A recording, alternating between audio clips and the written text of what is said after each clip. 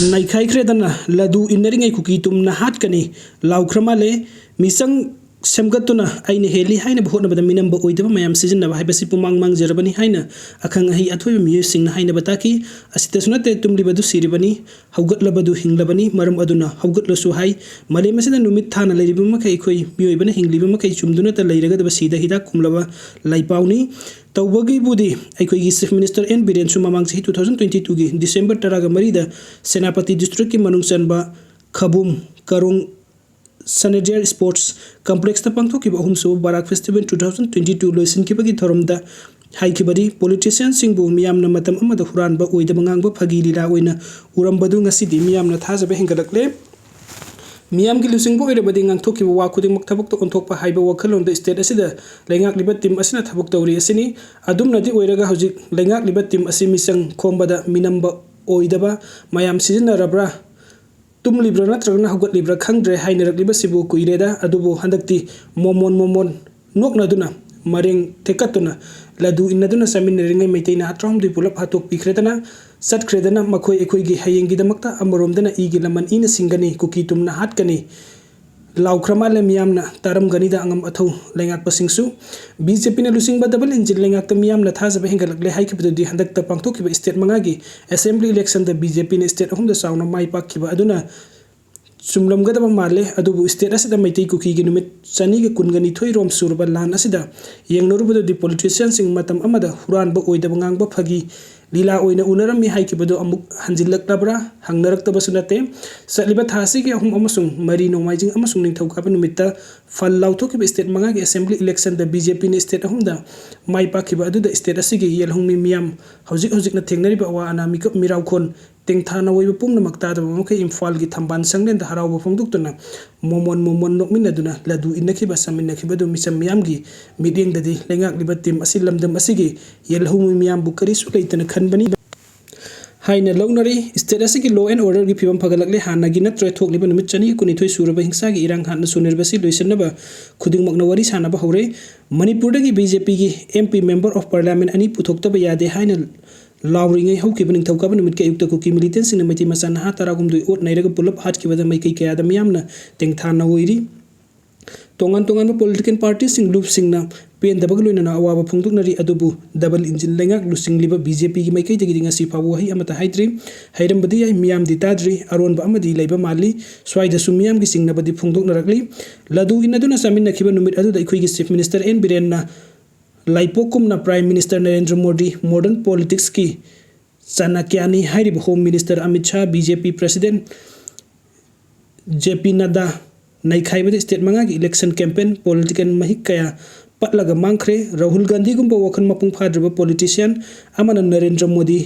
lamba toba yakhiroisu haikimale media reporter thengnabani thauthum morok maru marang majan suna hablaba Modi Amit Nada ahum chang state manga da nei khaibede state ahum da mai pakhibasi thagatningai ni adubu pikraba Manipur da lenga gasigi war on drugs ki mayokta India gi wangmudagi sangsilakpani haiba kuki narco terrorist sing thataret helaba phawba nei khaiba ngamdri matam gi thoaba haiduna ngangduna lauduna dhamka tawduna leiri thakhar da ngairaba lok sabha election gi misang khongotuna ehenba tali minamba oidaba mayam seasonary masimang ni state asi tungda kari oirakadaba ke haiba ngamdri sima sumiyamna murum sonari bani Tengnopol district ki manung sanba maiteina khundabu kwatha amadi border town more da leiba state forcing da landaba kuki terrorist sing na sem saba loire haina handakta media da phong kiba thingnakre karigumba sum boirabadi kuki narco terrorist amadi kuki lal hopa sing state force amadi central force tongan na khaidoktuna thambagi mawong ama matam sangna dagi urakli masimaksu aron be agenda amagi mathangda oiramgadaba mali thokliba hingsa gi thodok asi law and order gi problem ni hairabadi state na thausil poram khudingmak yatfam togi central forcing paramilitary forcing asidi state lengak mating pangnabagi damaktani haibasi pumnamakna khangi luribadi mating pangnaba leiribasing na mapu saraktuna state thugaina hotnabada mating pangsinbagumna tawbasini haukiba jum sage sa thasi gi tarukta Indian Army gi Eastern Command GOC in chief Lieutenant General RPF Karita Awangnompo State Chingi numit marini gi khongsarta Imphal laklamle aduga Governor Kumari Anusia Uke amasung Chief Minister N Biren ga tongan unaduna state asigi security ki matang da khanakre matang tha November 9 da sugi interlocutor AK Mishra लुचिंग India लेंगा की मखादा लेबा IB की joint director दामनदीप Singh तुली याउना team अमा अखन्नबा aeroplane अमदा नुमिदांग Imphal थुंगलखिबनी यामना मरु ओइबा ओइरमगदबा माली मथंग नुबित नवंबर 5 हेलीकॉप्टर चुराचंदपुर चतुना indigenous tribal leaders forum ITLF Churachandpur की थौमी लुसिंगबसिंग अमदि कुकी जो सिविल सोसाइटी लुसिंगबसिंग याउना मिफम पांगथोखी करी वाताना खिबनो हाइब खंग बंगमदे अमुक हन्ना वरी सान नगनिसु हाइकिबनी चेक मोक लौरमदना तुमिन्ना अदुम चटख्रमाले हौजिक इराय निमित्तसु CBI गी अखन्नबा टीम लाक्तुना चुराचंदपुर अमसुंग बिष्णुपुर डिस्ट्रिक्ट के लोनबदा थमखिबा बफर जोन चतुना यंगसिनख्रे हाय यंगसिनबा थिजनबगी थबुक लेप लेते अमरमदा कुकी मिलिटेंट सिंग मैतै खुलतमना नोंमै कापसिनदुना लांदाबसु लेपते ओ नैबा हाटपसु लेप्टे सेंट्रल फोर्सिंग बफर जोन एरिया कईदौरी है यंगसिलंबसु याई हाइबदी ngamde लान से होरकपदगी ngasi फावबो यंगसिनबा थिजिनबा लाखिबसु यामखरे रिपोर्ट लोइनमक प्राइम मिनिस्टर ऑफिस अमसुंग होम मिनिस्ट्री की ऑफिस तदि लेरमलगनी खंगलमगनी अदुबु ngasi फावबो होम मिनिस्टर अमित शाह ना हाइब लावबो नतब प्राइम मिनिस्टर ना तुमिन लेरिबा असिनी हौखिबा जुलाई 10 दगी फंबा हौखिबा पार्लियामेंट की नुंगजु मिफमदा मणिपुर की इरांग असिगी मतंगदा पुथोकनारकपदा सरंगनबा थोखरे लेंगाक पाइरिबा BJP नति मणिपुर की इशू असि खन्ननबा थौरांग तौदुना लई हाइरेदुना कांग्रेस याउन ओपोजिशन पार्टी सिंग इशू असिदा लुमना लौदे हाइनसु चार्ज तौखिबनी कांग्रेस याउन ओपोजिशन की मैकैदगी हाउस की रूल नंबर 267 की मखादा खन्नसि हाइना तक्सिनबनी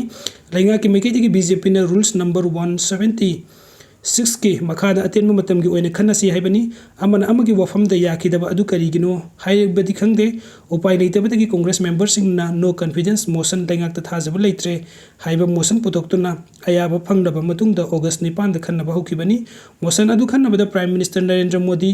वादी nganki मणिपुर की इरांगी मतंगदी पनखिदमाले बिरेन लेंगांग इंगतप पुरकनबा मदि चौखनबा होटनरी हाइनदी पनखिमाले नंबर की तंगाई फदबा लेबना मोशन अदु माइथी की लान दिलेप लेते हेन अदुम लुसलकली प्राइम मिनिस्टर ने BJP लुसिंग chief minister N Biren Bru थगत खिबदा लान असिदा कुकी जो मिलिटेंट सिंगबु लमजिंगलिबा अमदि मखोइगी थबुक्ता सौगलिबा indigenous tribal leaders forum ITLF चुराचंदपुरना वारौब अमदि पेंदब फोंगदुखिबा मीडियादा थेंगनखि हजिक था 3 हेंजेलकलबा असिदादि हेन मैरी थोंगना सखलकले फोंगना मैतै प्रूफ की मयोक्ता लेंगा की मयोक्ता लाउरबा मैतै कुकी की लान असि चीफ मिनिस्टर N Biren थोगन बनी हाइबा मोरेद स्टेट फोर्सिंग थाजिनबा होटनरिबसि मैतै सिंग खुंदाबा लैतानबा सिनबनी हाइरबा स्टेट फोर्सिंग द लांदाबा होरगनी मोरे अमदि चुराचंदपुर मैतै सिंग अमुक हन्न खुंदा लैता हनबा याररोय तोंगानबा लेंगाक फंगद्रिबा फावबा मसाना लेंगाक चरगनी हाइना फोंगना लाउरबा फावबा करिसु तौबा ngamdana लेरि हंगलुबसु ngamdri तंपाक लमदना मछि मछि द ऑपरेशन चथदुना नोंमै बोमना सिंग खुसु खुलाई कया खुंगतली चुराचंदपुर डिस्ट्रिक्ट म्याम खुंगसत फोंगना पाइदुना लाउ खुंगदुना पुखिबा नोंमै पुना साना पोटनै तोइगन्नी हाइबा ngami इगी लमन इन सिंगनी कुकी तुमना हटकनी हाइना लाउदुना चटलेदो अखोइदि नखोइगी हयिंगिदमक हाइबा बैनर की मखादा सिबक्संग ट्रॉमदोइ परिंग साना अंड्रो ताना पुदुना सटखिबा खुंसत अदुना अनौप इनोट अमा पीबा ngamloi हाइना खनबदि लानगनी स्टेट मंगाई इलेक्शन द नैखाइखिबा अदुमैना मपार लमदगी संगसिलकपनि हाइबा कुकी जो नार्को टेररिस्ट सिंग सु तौनरिबा कुकी जो लालहौलुप सिंगी ग्राउंड रूल थुगाइरिबा कदर सिंग एन ब्रेन लुसिंग बेलेंगा असि थाजदे लाउदुना तोंगानबा एडमिनिस्ट्रेशन तानबदा फोंगना मंगसिन थारिबा BJP की 3 याउन कुकी MLA तरा नैखाइबियु लान असि खुदक लेपकनी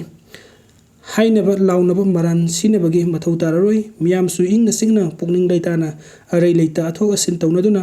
खुंदा लैताबा ngamgani युंगाई थौंगी मोगदा मोमोनुक लदुना लदु इनदुना समिनबा मणिपुर की BJP की लोकसभा मेंबर अनि पुथोक्तबा यादे नरेंद्र मोदी अमित शाह की मपांगन खंखरहंतबा यादे लाउबनदि मियामना तनिंग लमगदबा मानदे अनिंगबदि यौरमबा याय हौजिकसु पार्लियामेंट की निंगथम मिफम चथरी हौखिबा निंगथौकाबा निमित्तगी हौखिबनी हंदकना करम थोकलगदबा खंगद्रे लोकसभा कांग्रेस के डिप्यूटी लीडर गौरव गोगोइनदी मणिपुर की इशू असि खन्नसि हाइना